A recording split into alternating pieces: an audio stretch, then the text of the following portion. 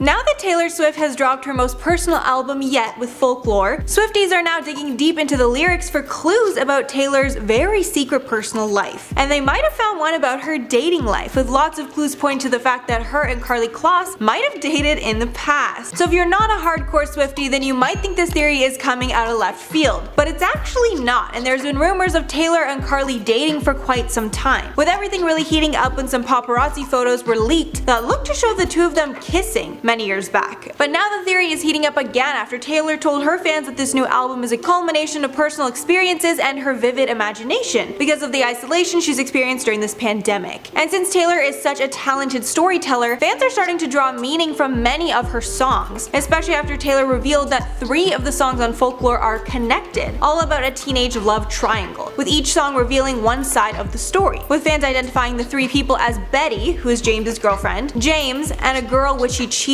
with. Fans identify the songs as Cardigan, which is from Betty's perspective, August from the other girl's perspective, and Betty from James's perspective. But after putting all the pieces together, fans are now pretty sure that Betty is actually about Taylor's relationship with Karlie Kloss, and that James is actually Taylor disguised as a man. This came out after it was revealed that Taylor is actually named after singer-songwriter James Taylor, and people are linking Betty to Karlie as her middle name is Elizabeth, and Betty is a common nickname for Elizabeth, with the lyrics in the song speaking of regret and sadness over the relationship ending, saying, quote, "If I showed up at a party, would you have me? Would you want me? Would you tell me to go F myself? Or lead me to the garden? In the garden, would you trust me?" And people are linking that part about the garden to Karlie, as she has a garden in New York where she lives, and her and Taylor Swift frequently hung out there. Then Karlie posted a photo of her in a forest hugging a tree, which looked very similar to Taylor's album cover, right after the cover was released. And of course fans are going wild on Twitter taking guesses as to how this all connects, and freaking out at the possibility that this could all be true. But if you can believe it, this is not the only theory fans have had about the song, with people also linking the song to Ryan Reynolds and Blake Lively's children, since the names of their first 2 children, James and Inez, are shouted out in the song, with people saying this could mean their next child is named Betty, which actually did end up being the case. But people also think it could be about Joe Alwyn's mother, since her name is Elizabeth. But like most things in life, we'll probably never know the truth, but it's really fun to speculate, especially since Taylor's lyrics can really be so revealing. Taylor Swift is one of the hottest chicks on this planet, so naturally she dates some of the hottest dudes on this planet. That being said, just because you're Taylor Swift, that doesn't mean your boyfriends always work out. Quite the opposite, actually. Relationships in the public eye don't necessarily work out all the time, but that doesn't mean we don't love to talk about them. Here are 10 Taylor Swift breakups. Starting things off with the most recent one, Calvin Harris. The two dated for 15 months before Calvin called it quits just this week. The two of them haven't spoken publicly about it, but the news came right after Calvin was in a car accident. Taylor hasn't really posted much on social media lately, but I bet that means that she's conjuring up some great music about the experience. Next up, Taylor dated a dude named Jordan Alford before she was famous. She wrote Picture to Burn about him, and in it she calls him a redneck. Apparently, it really resonated with her that he wouldn't let her drive his pickup truck. That would resonate with me too, Taylor.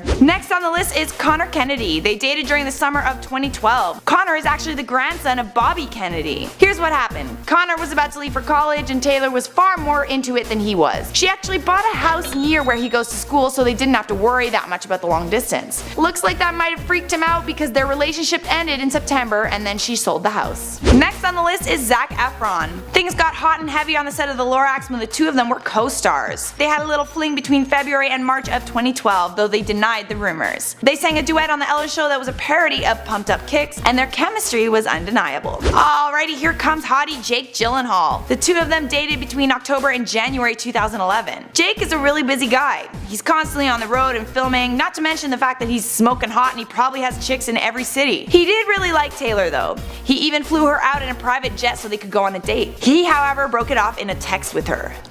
Next on the list is Glee's Corey Monteith. The pair dated from April to May in 2010. Now the two never admitted to their relationship, but Taylor did explain that she wrote the song Mine about a dude that she barely knew that put his hand around her by the water, and she saw the relationship flash before her eyes. The two of them mega blushed when Ellen asked them straight up if they were seeing each other. Songs just don't come from nowhere, guys. She had to have gotten the inspiration from somewhere. Moving along now, next up we've got Harry Styles. Both their fan bases were super into the pair of them, but their 2012 relationship was highly scrutinized and covered by the media, and that likely led to their breakup. She reportedly wrote I Knew You Were Trouble on her album Red about him. She was super torn up about the breakup, and after Harry she took a really long dating hiatus. Next on the list is John Mayer. The two of them met in the summer of 2009, but dated between December 2009 to February 2010, and damn were they ever cute. They collaborated on a song and it made sense for the princess and prince of pop to be in a relationship together. Or did it? The two of them wrapped up their relationship on a less than stellar note, and she wrote the song Dear John about him. Damn, she put his name in the title? Okay.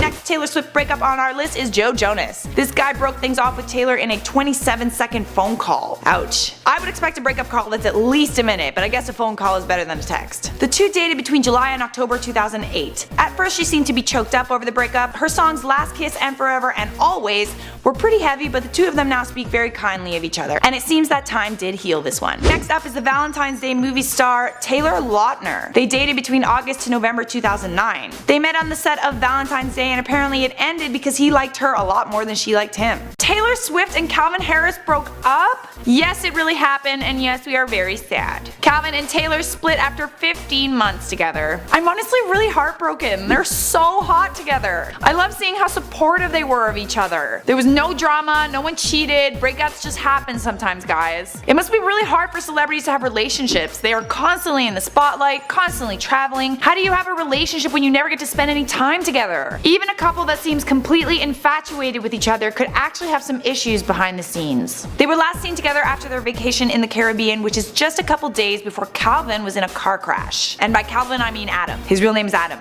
According to a source, Calvin was the one who broke it off. Taylor must be devastated. I couldn't imagine anyone breaking up with Taylor Swift. He must have knocked a few screws loose in that car crash. JK guys, he was actually not injured in the car crash, but I still hate him. Neither Calvin nor Taylor have commented on the breakup. In fact, Taylor hasn't posted much online lately at all. She told Vogue that her relationship was, and I quote, magical. Breaking up in the public eye must be really difficult. Kanye West recently sat down with Nick Cannon, who as of late has had his own issues with the general public, and on the show they covered a lot of ground. Kanye talks about everything from his journey to becoming part owner of Gap, and he goes into detail about how a higher power told him to interrupt Taylor Swift at the VMAs. Make sure you got some carpet cleaner nearby, folks, cause we're about to spill some tea. I've officially become your Kanye correspondent on this channel, and man do we ever have some yay tea for you all to enjoy. I mentioned in my previous video that the whole Kanye West and Taylor Swift incident at the VMAs happened 10 years ago, and I was wrong, by the way. This incident took place on September 13th, 2009, which means it's almost been 11 years at this point. Yet even though it's been more than a decade, Kanye continues to shade Taylor along with his wife doing illegal things like releasing phone call conversations without the other person's consent. Now this story has gotten even crazier, with Kanye actually claiming that God told him to interrupt Taylor Swift. To refresh your memory of the event, allow me to cover some of the key details. This bizarre interaction took place at the start of the night when a 19-year-old Taylor Swift was accepting the award for Best Female Video. However, as she was giving her acceptance speech, we all watched a drunken Kanye run onto the stage. He then proceeded to grab the mic from Taylor and said this.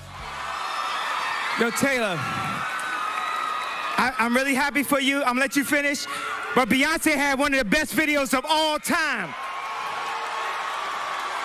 Now before we get into more of the details of what Kanye attributed to this event, let's check with Taylor, shall we? Swift offered up more of her own insights of the incident when she shared a diary entry about that night in the deluxe edition of her 2019 album called Lover. In the entry she writes, the things that can change in a week. Let's just say if you had told me that Kanye West would have been the #1 focus of my week, the media, and my part in the VMAs, I would have looked at you cross-eyed. If you had have told me that I would win the award I was nominated for, I wouldn't have believed you. And if you had have told me that one of the biggest stars in music was going to jump on stage and announce that he thought I shouldn't have won on live television, I would have said that stuff doesn't really happen in real life. Well, apparently it does. So from Taylor's perspective, God was not giving her any heads up that this was going to happen. I mean, it seems like God has a bizarre sense of humor, or maybe Kanye is still making excuses for this. While appearing on Nick Cannon's podcast called Cannon's Class, Kanye West had this to say. Other than this information, and we have this right now, so that means he wants me to say this now. If God didn't want me to run on stage and say Beyonce had the best video, he would have sat me in the front row. Kanye said that if God didn't want him to interrupt Taylor, he would have been sitting in the back, he wouldn't have made her the first award, and they wouldn't have made it so ridiculous. For which Kanye clarified by saying that it was ridiculous because he had never heard of Taylor Swift before, adding that he truly believed Beyonce had one of the best videos of all time. He does however put some of the blame for this incident on the fact that he was drinking a lot of Hennessy, which I never realized was a side effect. Warning, if you drink Hennessy, you may jump on stage at an award show and embarrass yourself. Actually, come come to think of it, they should just have that on every bottle of alcohol. Just in case Kanye gets his hands on it. Kanye also noted though that the only reason he was drinking was because he didn't want to go to the award show and believed that it was all a setup, which is a little bit paranoid to begin with, and no one at the event even coerced him to do this. It was all just him. It doesn't matter if a higher power actually told Kanye to do this or not. After these events took place, it sparked this never-ending feud in the music industry, with Kanye further stoking those flames when he released his song titled Famous in 2016, which was all about how Taylor Swift should be grateful because he made her famous. He then claimed that she gave him permission to use her name in the lyrics, but after we all heard the phone call, we realized that he left a lot of information out on that phone call. After Kanye was hospitalized in 2016, he turned to the Bible for more guidance, which is why we've witnessed Mr. West excusing his own actions by claiming that God had been guiding him this whole time. He also mentions this moment of him coming to God during the Nick Cannon podcast. More specifically, he said, "God brought me to my knees multiple times. The first time that I was put into the hospital in 2016, I actually started reading the Bible. That was part of what God hit me with. You know, God has a calling on all of us and he uses us in different ways." That's a weird way for God to use you, bro. That's all I'm saying. That's a weird way for him to use you. Seems a little petty. Maybe God's just not a Taylor Swift fan. Have we ever thought of that?